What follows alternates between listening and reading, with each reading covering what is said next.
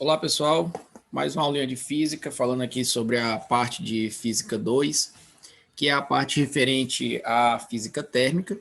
Hoje vamos iniciar o estudo do calor e a sua forma de propagação, tá certo? Vamos definir o que é o calor e vamos ver de que forma esse elemento físico pode ser transferido de um corpo a outro, certo? Bom, para iniciarmos, inicialmente precisamos definir o conceito daquilo que nós chamamos de energia térmica, tá certo? Deixa eu retirar isso aqui, que isso aqui são anotações de outras aulas, certo? Bom, pessoal, então, energia térmica representa, observe aqui a definição, energia térmica de um corpo é a somatória, né, a soma de todas as energias de agitação das suas partículas e vai depender da temperatura do corpo e da quantidade de partículas que existem naquele material. Basicamente, a energia térmica ela vai estar relacionada com a movimentação, está relacionado com o movimento das partículas que constituem um sistema, né? E aí o que acontece? Se essas partículas estiverem se movimentando mais, então eu tenho maior energia térmica, tá? E claro, se eu tiver mais partículas, eu também tenho mais energia térmica. Então essa energia, ela vai depender basicamente de dois fatores. Ela vai depender da agitação, que está intimamente ligada com a temperatura, nós vimos isso. Quanto maior a temperatura, maior a agitação molecular, e também vai estar relacionada com a quantidade de partículas. Se você tem mais partículas, você tem mais energia térmica. O calor, ele está diretamente ligado com essa energia que é iminente, né, que é intrínseca de cada sistema. Nós vamos definir o calor da seguinte forma. O calor é uma energia térmica em trânsito. Quando nós dizemos que ela está em trânsito, significa que é uma forma de energia térmica em movimento, tá? Vai fluir de um corpo para o outro ou de uma parte para outra de um mesmo corpo, sendo que esse trânsito ele é provocado por uma diferença de temperaturas. O que é que isso significa? Por exemplo, quando você pega um sistema, como essa barra metálica que está sendo segurada aqui, e aquece essa barra metálica, você observa que os lados da extremidade, né, dessa barra, ela vai aquecer, e esse aquecimento vai acontecer devido à absorção de calor dessa chama aqui, ó. Essa chama, a chama dessa vela, está funcionando como uma fonte térmica, certo? Então, a barra absorve aquele calor e aquece. Ao aquecer, você vai ter uma extremidade mais quente e uma extremidade mais fria. A outra extremidade lá na direita, ela vai estar a uma temperatura mais baixa.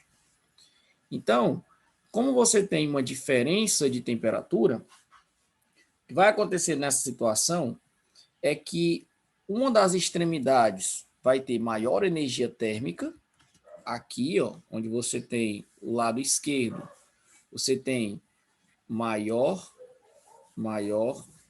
energia térmica,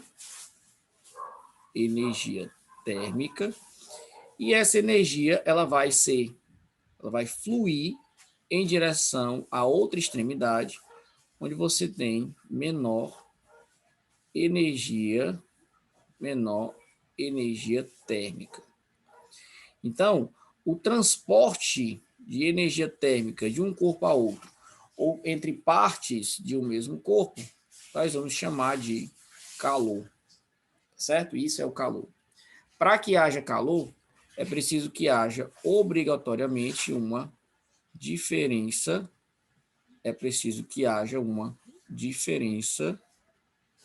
de temperatura, certo? Diferença de temperatura. Sempre que dois corpos estão interagindo, existe uma diferença de temperatura entre eles, flui calor para estabelecer o equilíbrio térmico, que é a situação onde as energias térmicas vão ser iguais, certo? Como que nós vamos expressar o calor, pessoal? Como o calor é uma forma de energia, a unidade padrão vai ser o joule, né? A unidade estabelecida pelo SI é o joule. Nós vamos representar o calor pela letra Q, tá certo? Então, o calor ele vai ser expresso em joule. Mas nós temos uma outra unidade, que é a unidade usual, que é a caloria, tá certo? A unidade usual de calor é a caloria. A caloria, ela foi, digamos, definida inicialmente. Antes de utilizarem joule para expressar o calor, utilizava-se a caloria. Depois, posteriormente, né, o físico Joule foi que definiu a relação entre a caloria e o joule. Nós sabemos hoje que uma caloria equivale a aproximadamente 4,18 joules, certo? Então, a caloria é a unidade usual, definida da seguinte forma. Uma caloria é a quantidade de calor necessária para aquecer 1 grama de água pura, né? Água pura é água sem nenhum constituinte, para aquecer essa água pura de 14,5 graus Celsius até 15,5 graus Celsius. E aqui nós temos o equivalente do calor, né? Uma caloria equivale a aproximadamente 4,18 joules. Para facilitar, muitas vezes nós aproximamos para 4 ou para 4,2. Isso torna os cálculos mais simples, certo? Bom, pessoal, então, quando o calor se propaga de um corpo a outro, existem basicamente 3 processos pelo qual isso pode acontecer, certo? O calor, ele pode se propagar primeiro por condução, tá? Ele pode se propagar por convecção, ou ele pode se propagar por radiação ou irradiação térmica. Como que eu caracterizo esses 3 tipos de propagação de calor? Primeiro, na propagação de calor por condução, que é o primeiro caso, esse processo ele vai ocorrer preferencialmente em materiais sólidos, certo? Preferencialmente em sólidos, mas também pode ocorrer em líquidos. E nesse processo, o calor ele é transferido molécula a molécula. O calor é transferido, o calor se propaga, transferido molécula a molécula. Como que isso funciona? Por exemplo, observem aqui que nós temos, observem aqui que nós temos uma figura, né? Observem aqui que nós temos a figura de uma barra que está sendo aquecida novamente pela extremidade direita, né? Ou pela chama de uma vela que está funcionando novamente como uma fonte de calor. O calor vai ser inicialmente absorvido pela extremidade direita, as partículas vão aquecer e, consequentemente, elas vão aumentar a sua agitação molecular. Ao aumentar essa agitação, elas vão interagir com as moléculas vizinhas e, com isso, essas moléculas vizinhas também aumentam a sua agitação. De tal forma que, ao longo do tempo, todas as partículas do sistema vão aumentando sua agitação molecular, o que evidencia o transporte de calor, certo? Então, esse é o primeiro processo de propagação. Observem aqui a definição. No processo de propagação por condução, o calor, né, a energia térmica, ela vai passar de partícula para partícula através de um meio. Esse meio pode ser, por exemplo, essa barra metálica. Outro caso, outra aplicação. A pessoa num forno, né, trabalhando aqui num forno, ó, o calor que se propaga, né, através da parede até a mão da pessoa, ele vai ser propagado através do processo de condução. Esse contato aqui, ó. Tá vendo que a pessoa está segurando aqui a parede? Tá? Então, o calor está se propagando na mão dele através do processo de condução. Tá bom? Por isso que a mão dele esquenta. Bom, existe uma forma de nós calcularmos uma grandeza que nós chamamos de fluxo de calor. Por definição, o fluxo de calor, o fluxo de calor, ele representa, né, nós vamos representar ele pela uma letra grega que é o φ. Ele é dado pela razão entre a quantidade de calor dividido por unidade de tempo. Então, quando você tem o calor sendo propagado através do processo de condução, você pode verificar a quantidade de calor que está sendo, digamos, transmitido por unidade de tempo.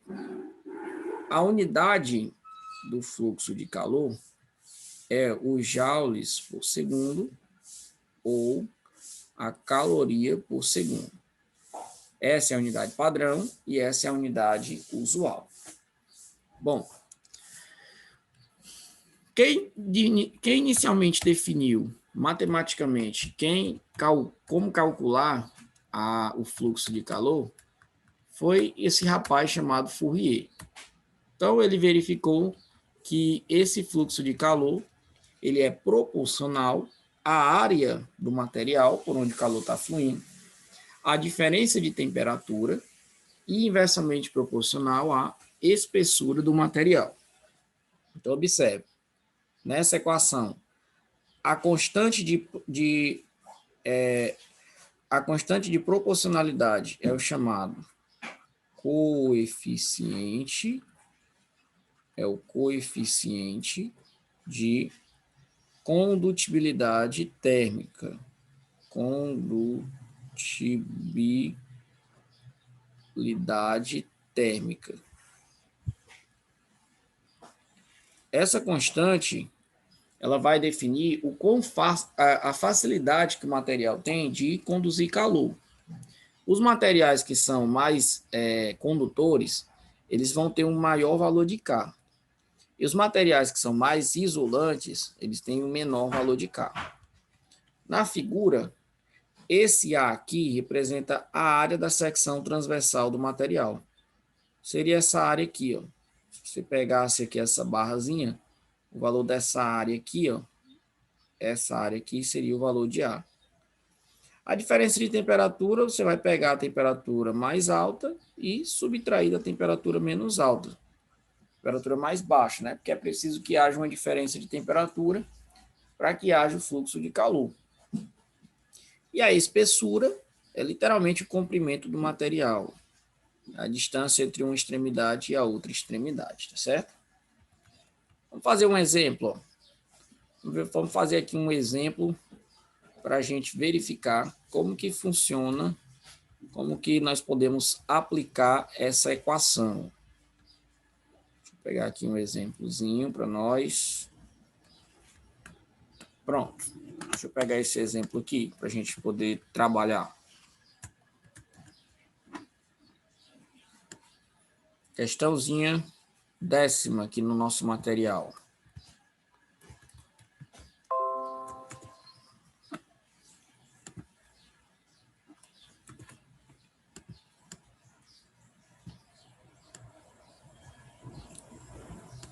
Pronto. Olha só. A questão de número 10, ela diz o seguinte.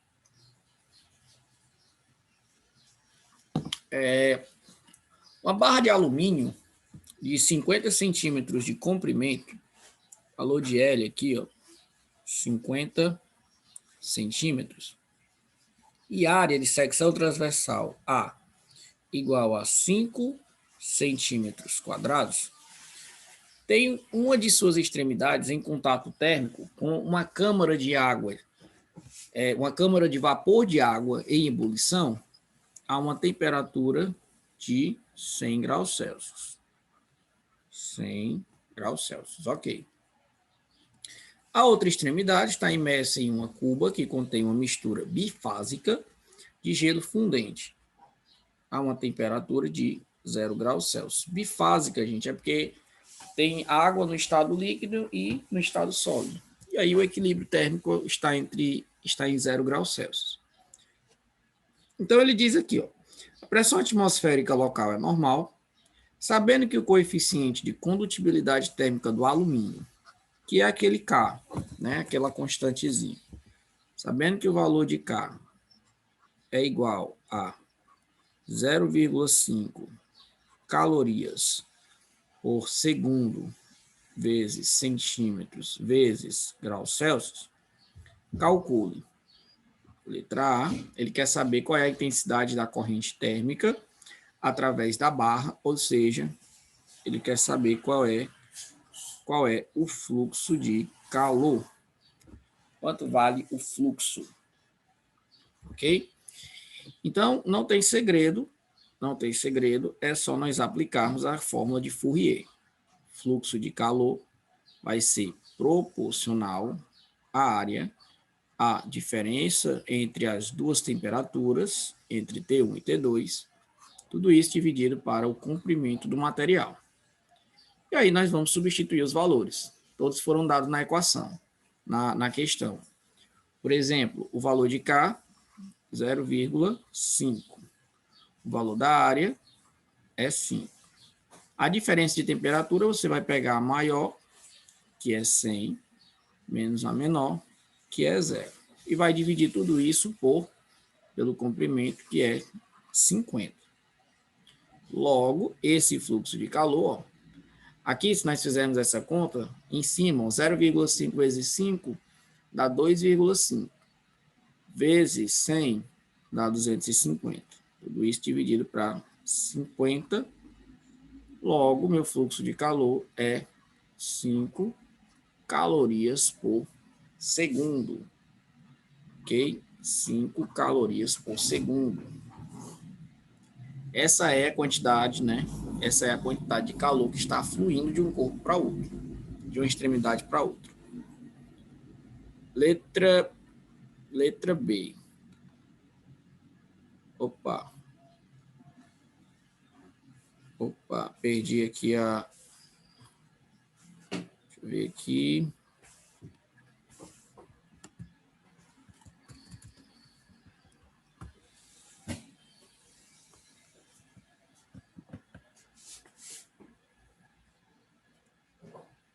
Pronto. Só continuando, ó. Só continuando. Alternativa letra B.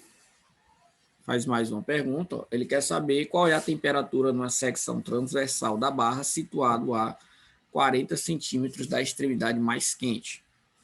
Você vai ter aqui a barra, ó. Vai ter aqui a barra, tá certo? A barra.